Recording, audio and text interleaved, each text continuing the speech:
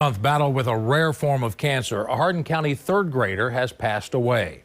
The boy's mother sat down with our Lauren Adams to talk about that journey and her plans for her son's name to live on. That's when Dr. Barber said, it's not good. And I think that's exactly what he said. He's like, it's not good. And I just started crying, and he pulled up the scans. Last month, Natalie Sweat learned her son's cancer had returned. The doctor told her to take 8-year-old Quincy home, make him comfortable, and enjoy their time together. So that's what we did. We only had 4 weeks after that. Quincy's fight ended just days ago. He had endured more than 50 rounds of radiation as a rare cancer that started in his spine spread to his brain. He never gave up or quit smiling. Can I get a big smile and a thumbs up? Oh, baby.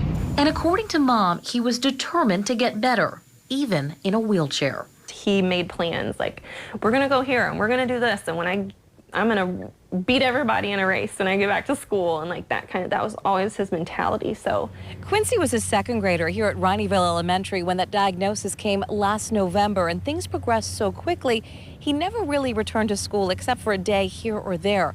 Still, his mom says this small, tight-knit community and this school never forgot about him. He had a desk still in his classroom, and like kids still knew, that's Quincy's desk. This week, when they learned of his death, classmates made bracelets and wrote messages to Quincy in chalk on the school's sidewalks.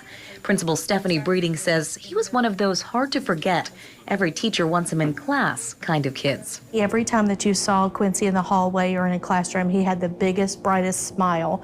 He was very friendly to all of his classmates, to his teachers, just a very loving child. It's why his mother, who on their last day together promised she would keep living for him, plans to establish a scholarship or a fund for other children battling cancer so that his name and legacy will live on.